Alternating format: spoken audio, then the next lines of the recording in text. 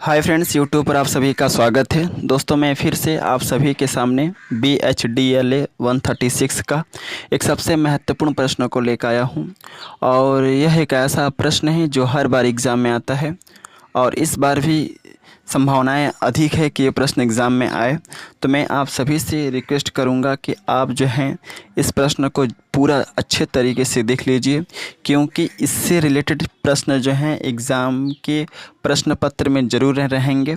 तो अगर आप इस वीडियो को नहीं देखेंगे तो आई थिंक जो है आप इस प्रश्न का आंसर अच्छे से नहीं लिख पाएंगे। तो मैं आप सभी से हम्बल रिक्वेस्ट करता हूं कि आप इस वीडियो को पूरा देखें, क्योंकि मैं इस वीडियो में बहुत ही इम्पोर्टेंट क्वेश्चन बताने वाला हूँ और जिसके एग्ज़ाम में आने की संभावनाएं 100 में 110% है, एकदम 100% श्योर। ओके, तो स्टार्ट करते हैं और आइए जानते हैं कि कौन सा प्रश्न है जो कि एग्ज़ाम के लिए काफ़ी ज़्यादा इम्पोर्टेंट है और जो प्रश्न जो है बार बार एग्ज़ाम में आता है। तो सबसे पहला प्रश्न है इस वीडियो में कि तार्किक लेखन से क्या अभिप्राय है, विस्तृत वर्णन कीजिए। ओके, तो तार्किक लेखन एग्ज़ाम में आएगा ही आएगा कि और इसमें यह पूछेगा कि तार्किक लेखन क्या होता है, या तार्किक लेखन से क्या समझते हैं, या तार्किक लेखन से क्या अभिप्राय है। ओके, तो प्रश्न समझ में आ गया होगा। प्रश्न पूछेगा कि तार्किक लेखन से क्या अभिप्राय है,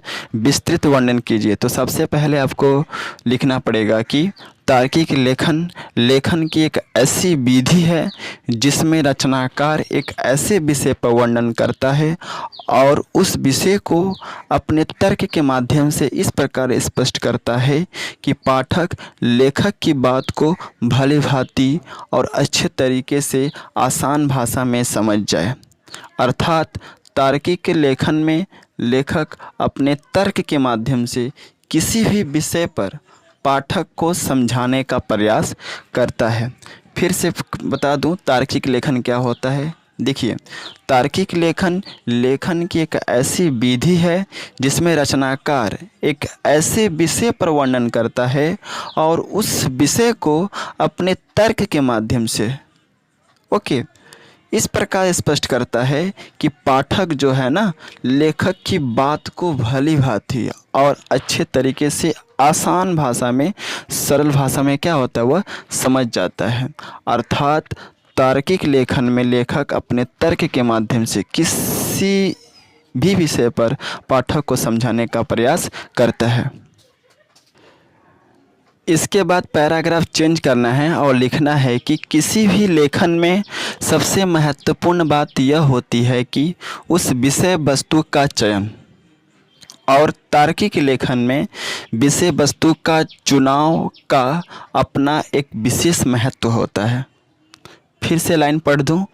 किसी भी लेखन में सबसे महत्वपूर्ण बात यह होती है कि उस विषय वस्तु का चयन, और तार्किक लेखन में विषय वस्तु का चयन का अपना एक विशेष महत्व होता है, क्योंकि विषय वस्तु के आधार पर ही कोई भी तर्क निर्मित होती है, कोई भी तर्क बनती है। समझ गए ना? विषय वस्तु के आधार पर ही क्या होता है, कोई भी तर्क बनता है या कोई भी तर्क निर्मित होता है। उदाहरण के लिए मान लीजिए हमें इतिहास के किसी विषय वस्तु पर लिखना हो, तो उसे तर्क स्वयं इतिहास की प्राचीन सामग्रियों के द्वारा ही तर्क करना पड़ता है। समझ गए ना? कहने का मतलब यह है कि यदि हम इतिहास के किसी विषय वस्तु पर लिखना चाहते हैं तो उसे तर्क जो है ना, स्वयं इतिहास की प्राचीन सामग्रियों के द्वारा ही तर्क करना पड़ता है।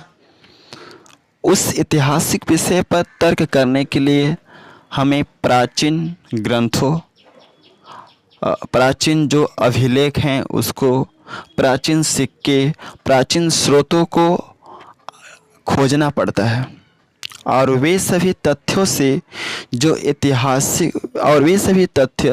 ऐतिहासिक विषय को तर्क देने में सहायक नहीं होते हैं उसे हमें हटा देना चाहिए। कहने का मतलब यह है कि वे सभी तथ्य या वे सभी वस्तुएं जो ऐतिहासिक विषय को, जिस पर हम रचना करना चाहते हैं, अगर वह तर्क देने में क्या है, असमर्थ है, तर्क देने में असहायक है, तो उस तथ्यों को हमें हटा देना चाहिए। क्लियर।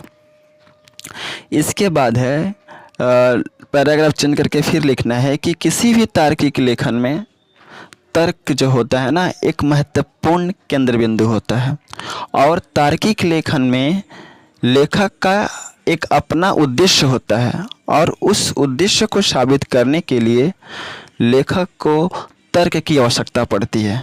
फिर से कह दूं, किसी भी तार्किक लेखन में तर्क एक महत्वपूर्ण केंद्र बिंदु होता है, और तार्किक लेखन में लेखक का एक अपना उद्देश्य होता है, और उस उद्देश्य को साबित करने के लिए लेखक को तर्क की आवश्यकता पड़ती है।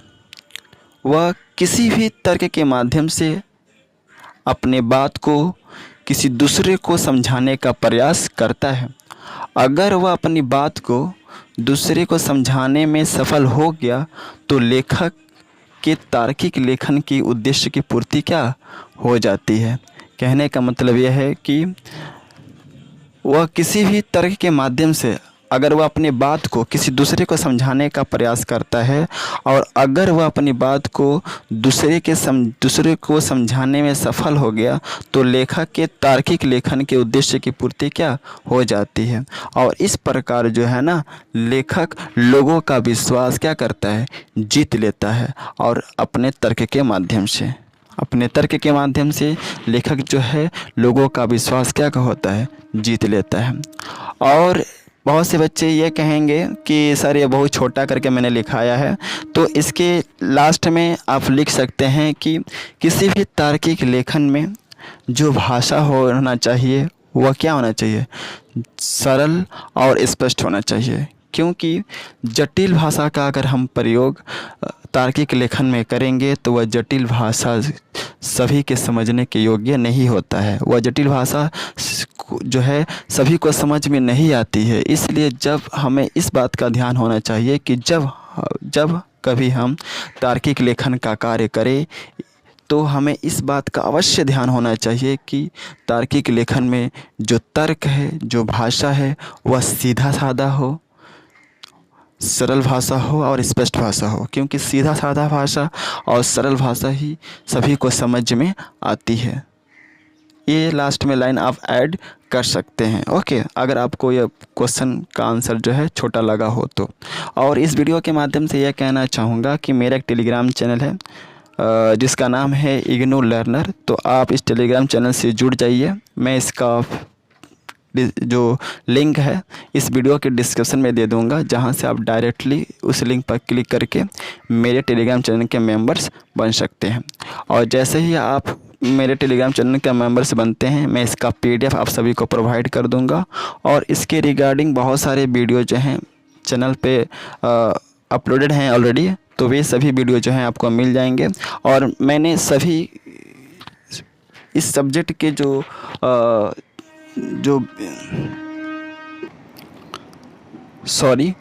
कहने का मतलब यह है कि मैंने इस सब्जेक्ट का जो है अलग से प्लेलिस्ट बना दिया है, और उस प्लेलिस्ट में बहुत सारे इस सब्जेक्ट के वीडियो हैं। अगर उन वीडियो को अगर देख लेते हैं तो आई थिंक जो है आप इस सब्जेक्ट में अच्छे स्कोर कर पाएंगे। तो ओके, तुम जो न्यू व्यूअर्स हैं इस चैनल पे, मैं उनसे आग्रह करता हूं कि वे सभी प्लेलिस्ट में दिए गए वीडियो को देख लें, क्योंकि वे सारे वीडियो अगर देख लेते हैं तो और आपको किताब उठाने की आवश्यकता नहीं पड़ेगी, मैं दावे के साथ कहता हूँ।